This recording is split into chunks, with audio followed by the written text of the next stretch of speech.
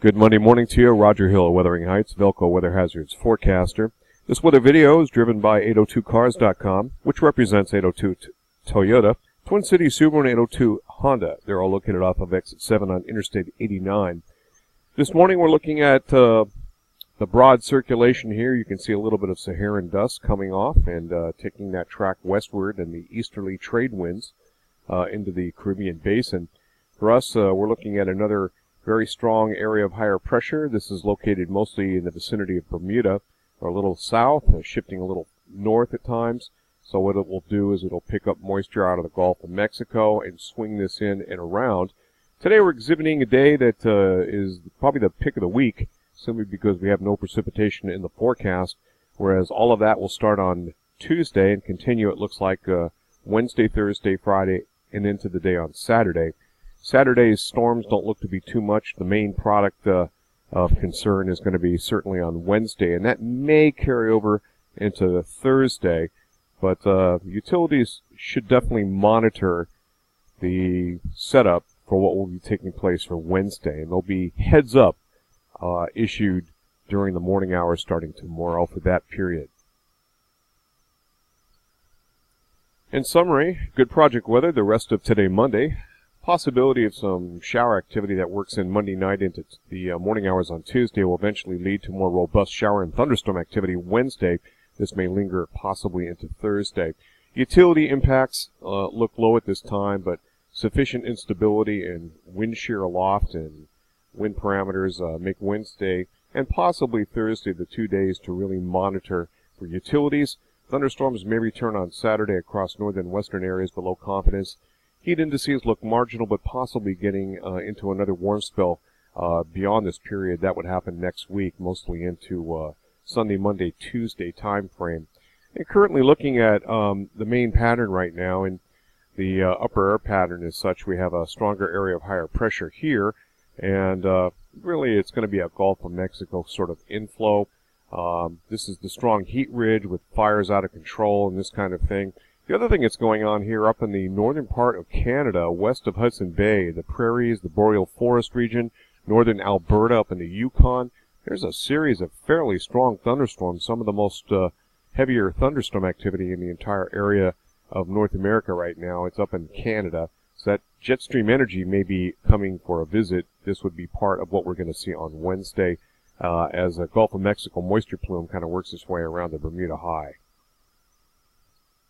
And here's a quick look at some of the lightning that's taking place up in parts of Canada, northern Alberta, parts of Saskatchewan, and these shortwave troughs up here with the jet stream that's split around a very strong mega area, higher pressure, this heat dome here that's just causing a lot of fires and whatnot. We're seeing thunderstorms in the northern areas of Canada. And looking at the latest European model 6-hourly panel, so we have this moisture here that's off to the south and west, a little 1021 millibar high pressure center. And we have the Bermuda High, which is going to pushing in and encroach and then pick up that moisture and spread it back at us from the south and west. We also have the split flow in the jet stream right now, where we're seeing a lot of shortwave troughs work through parts of northern Alberta, Saskatchewan, Manitoba. Some of that's going to get in toward Ontario and eventually bring us some weather to worry about here. So running the 6-hour increments, we'll just do it from now and then here. You can kind of see how things play out. This is valid tomorrow morning.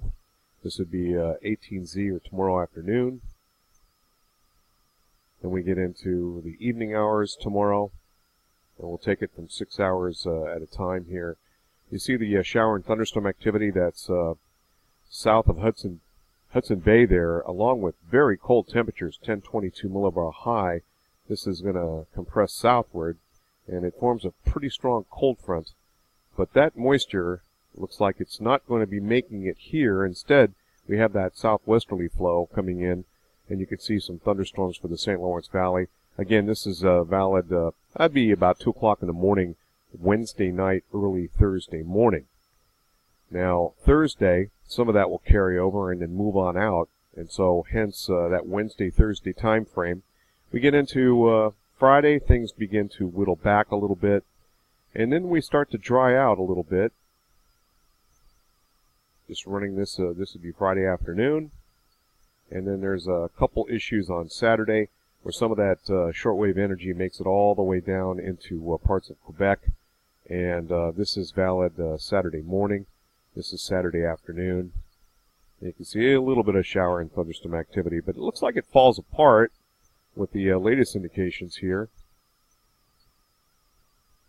And so that would be about 8 o'clock in the evening on Saturday. And then Sunday looks like it's fine. And just going beyond the period here, we're approaching 7 days now.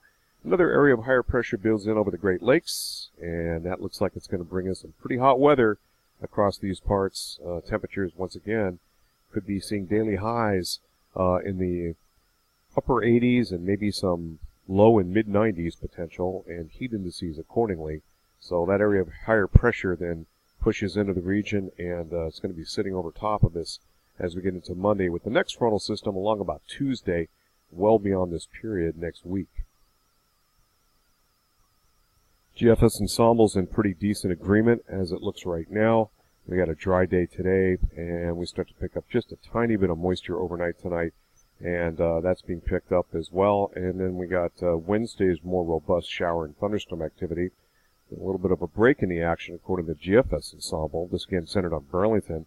And then we have something going on as we get into Saturday, and then beyond that period, probably a drying out as well. I would say this is probably our most concern at this point in time. Pretty good snapshot of almost monsoonal-like rainfall that curls around that Bermuda High and affects anywhere from Texas, Oklahoma, east to mid-Mississippi Valley, some parts of the Great Lakes, and into the northeast U.S. Concerning Vermont, we have the 1-inch line in blue here, and most of that heavy activity for the next 7 days of total QPF is going to be to our south and rather robust. Looking at Burlington temperature grid point data, this from the GFS Ensemble as well, you can see temperatures go above the 80-degree mark today. I think it's probably a little bit overdone, but maybe not. And then we have Wednesday, a little bit rain-cooled air.